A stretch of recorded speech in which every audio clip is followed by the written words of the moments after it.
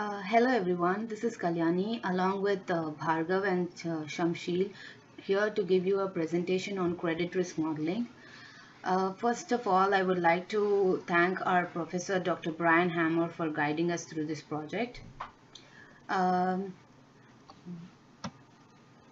the agenda for today's presentation is I will walk you through the introduction, scope, objective, data preparation, descriptive analytics, model assumptions, model results, model assessment, model selection, conclusion, and in short, summary and whatever we have learned from this project. Okay, let me tell you about this lending loan. It is also referred to as peer-to-peer lending. In this lending, the borrowers can borrow money at a lower interest rates, whereas the lenders can also lend their money with a higher interest rates. This interest rates, when we compare it to the banks, it will be less. I mean, less for the borrowers, and it would be higher when compared to the other banks for the lenders. Okay, this type of credit risk modeling includes several factors like FICO score, the amount for which the loan is being lent, and several other factors. And the probability of finding the defaults and non-defaulters is also very important. Okay, when it comes to the target and predictor variables, our target variable is a binary variable. It is the and we have it is the probability of defaulters and non-defaulters. That is, we have coded 1 for defaulters and 0 for non-defaulters, and we had many variables, like about 78 variables, and then we have uh, done model selection techniques, and then we have produced the predictor variables uh, accordingly. And some of the predictor variables would be like loan amount, annual income, age, etc. Okay, when it comes to the scope and objective, our scope is to build the models to identify who are the defaulters and who are the non-defaulters, and we have done this using the modeling techniques like decision tree and logistic regression. The other scope is also helpful in deciding the interest rates based on the risks involved in this credit loan lending loans. And then the objective of this is to build models based on decision tree and logistic regression. Decision tree, we have used it to classify the defaulters and the non-defaulters, and in logistic regression we found the probability of predicting the defaulters. And when it comes to the data preparation, we have gone through all the process, all the steps of data preparation, like data access, data consolidation, data cleaning, data transformation, data reduction, and data sampling. Okay, data access. We have accessed data from their official website of Lending Club, and then we had two different data sets. One was for the acceptance data set, and the other one was a loan reduction data set. The acceptance data set was a completely different data set because the acceptance data or acceptance for a loan is different when comes compared to the loan rejection data. Loan acceptance data was having about 78 variables, whereas the rejection data was having only 9 variables. We had to consolidate them and then make into a single file for data modeling. Okay, we wanted to analyze and build our model on the latest data, so we have taken 2 years data, that is from 2015 and 2016 latest data, and we have built this model. Data consolidation. As I've told you, we had two data sets and then we had to consolidate into a single data set, and then we have built model based on this data set. Data cleaning. I mean, we had a lot of data cleaning issues because our data was having many outliers, many missing values, and etc. For example, variables such as loan amount, employee length, annual income, these all had outliers and missing values, and then the data was not normalized. The variables were not normalized. And then for outliers detection, we use this formula, which is Q3 plus 1.5 times IQR value, and then for the other one was Q1 minus 1.5 IQR value.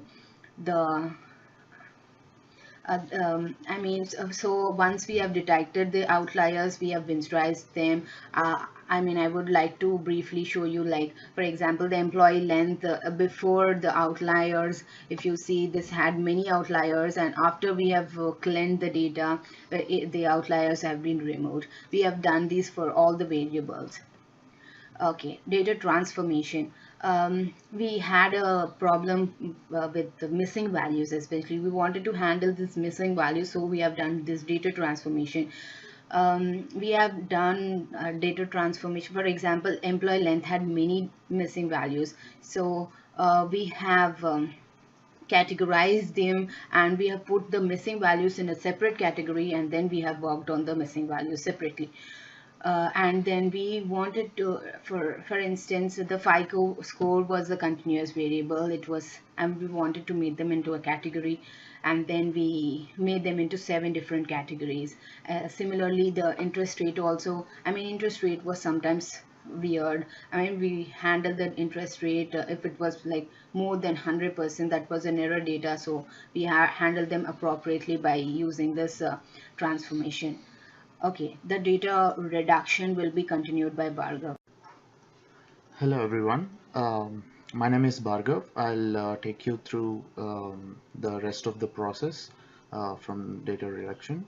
So the major step in our project was reducing the variable size because we had a large number of variables, like 76 or 78 variables, and we had to reduce all of them and come up with most important variables for modeling purposes and etc.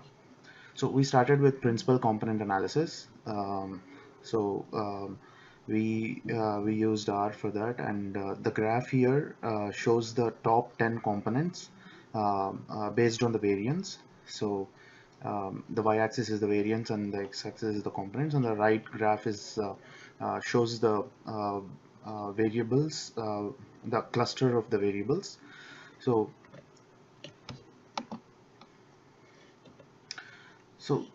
the graph here is the is the graph between the components and the variances. So based on the eigenvalues, we have selected the top 15 variables for the factor analysis. So as you can see, from the component number 15, everything gets flattened. So we choose the top 15, and then we did the further factorial analysis to further reduce them and select the top 15 important variables from 76 variables. We still thought like 15 variables is large for modeling purposes, and we explored a few ways to reduce these 15 variables to further down, and we wanted to approach this method called weight of evidence and information value. First, we took all these 15 variables, and then we created ranks and binned all the interval variables into multiple bins and ranked them. And for each bin, we calculated weight of evidence using using this formula, log of distribution of goods divided by distribution of bads into 100. So that gives the weight of evidence for each level in a variable. We calculated this weight of evidence for each level, and then we added everything to come up with information value for each variable. And then we use this information value uh, to select the most important variables. So as you can see in this table, these are the top 15 variables that we came up with through the principal component analysis, and the number of bins that we created for each of the variable, and the information value that we calculated from the weight of evidence with the formula with this formula. So any variable with information value more than 0.5, we have considered that as an important variable. So any variable which is 0.5 to 0.6, we consider that as a average or strong, and anything more than 0.6 is very strong. So we took all the variables which are very strong, strong, and average, and we left all the variables which are weak. So the top 7 variables are selected using the information value, and we proceeded further with these variables for modeling. Before modeling, we did the data sampling. For that, we splitted our data into 3 parts: training, validation, and testing, 60, 20, and 20 respectively. So this is the descriptive analysis. You can see that the 7 variables, um, um, we have like 29,000 of the variables, and we have reduced the skewness and kurtosis as much as we can. So these are the basic histograms just to show the distribution of the data after cleaning them, after removing outliers, and after taking care of the skewness and kurtosis values. So this is the histogram of loan data and the histogram of loan amount. This is the annual income, and that is loan amount histogram. And this is the histogram for age, and this is the graph where we can see the correlation between all the independent variables. We can see that there is no 2 variables that are highly correlated with each other, which means it is a good sign for to proceed for the modeling. Uh, these are the model assumptions. Luckily, the models that we selected are decision tree and logistic regression, because our target variable is binary, and we thought decision tree and logistic regression would work very well. Logistic, like decision tree doesn't have any assumptions as such, but for logistic regression, we have a few assumptions that we actually taken care of. So the first assumption is that the target variable has to be binary, and it has to be ones and zeros. In our case, ones represents the defaulter and 0 represents non-defaulter, which makes this assumption satisfied. And the second is that the logistic regression assumes that the probability of event occurring is p of y equal to 1, which means our desired outcome has to be represented as 1. So in our case, desired outcome is defaulter, which is 1. So again, this assumption is satisfied. And the third assumption is the sample size. We consider 29,000 as a sample size is big enough, so we assume that it is satisfied. Now, next assumption is to check the independence of like if the values are independent with each other. So for that, we did Durbin-Watson test. We found that DW statistic is like 1.89, which is close to 2, and which means the records are independent with each other. And the multicollinearity test, we did it using core function, and also the VIF values. Everything is less than 10, and hence this assumption is satisfied as well. So the first model is the decision tree. This is the first decision tree with all the 7 variables. This is massive, and it has all the variables included in this. Now we then pruned this and we reduced the size of the decision tree by using this graph, where it is the graph between CP and cross error. So we selected the tree size where the cross error is very less. So we come up with the tree size of 13, where the CP is very less compared with the other tree sizes. So the important variables are like grade, then income, annual income, and home ownership. This is the logistic regression. You can see the equation here.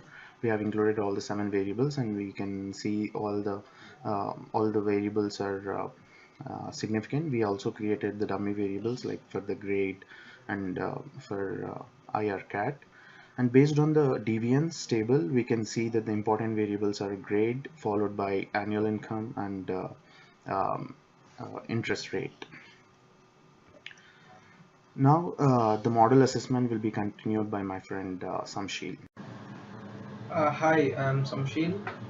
Thank you, Bhargav, for explaining the modeling assumptions and the model results. So now I'll go through the model assessment. So we have seen both the logistic and decision tree models. both of the models are evaluated by calculating each of its accuracy and calculating each of its area under the curve by plotting ROC curves. So the models are assessed and compared with each other to come up with the best suitable model. So first we go through with the decision tree, which is on the screen. So the decision tree that was built can be used to predict the probability of default. By default, the probability of default greater than 0.5 is considered as a non-defaulter, and the probability of default less than 0.5 is considered as a defaulter. So we use predict function to predict the defaulters and non-defaulters, and we also use a confusion matrix, which is on the screen now. So the results show that like 4264 non-defaulters were correctly predicted as non-defaulters, and 205 defaulters were correctly predicted as defaulters. So we also have the cases of wrongly prediction in the confusion matrix. So these values actually can better be evaluated by calculating the accuracy from the confusion matrix. So the accuracy calculation is done there. So we can see the value of 0.768, which is 76.8% of the data has been classified correctly. Also, we have strengths and weaknesses of this model as well. So when I say about the strengths, so the decision tree requires relatively less effort from users to in the data preparation phase. Also, the decision tree performance will not be affected even though there exist non-linear relationships between the independent variables. And also, when I say about the weakness, the decision tree sometimes gives more importance to a one predictive variable, and the split would be based on that particular variable. So that is one weakness. So now we'll see the model assessment for the logistic regression.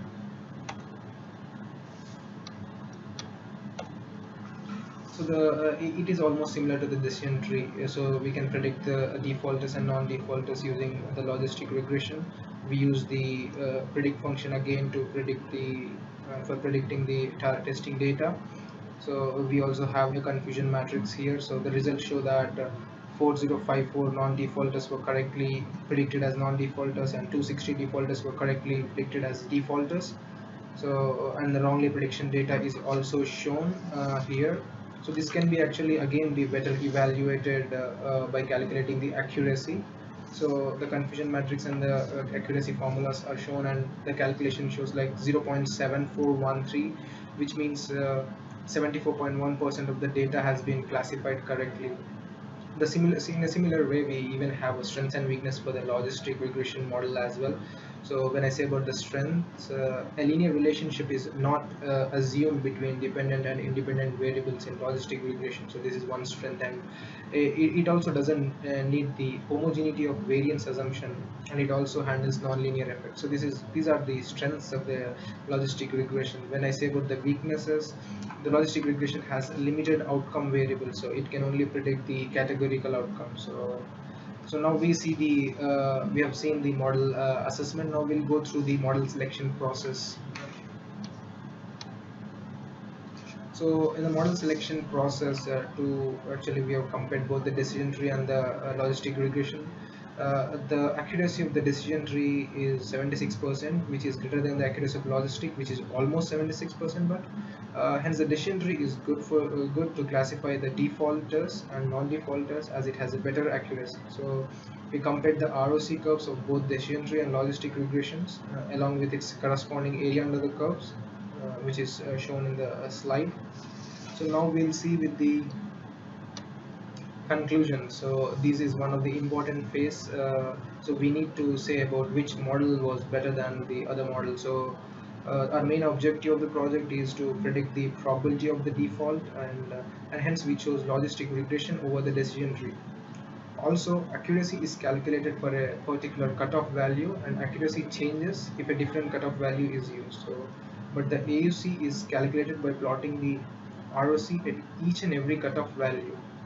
Hence, it is good to use AUC as a selection criteria rather than the accuracy. So, therefore, what we thought was like logistic regression has been chosen as it has a higher AUC compared with the decision tree. So this is how I can conclude my presentation. But before the end of this presentation, I want to say a few of the lessons learned. over these period of the project work.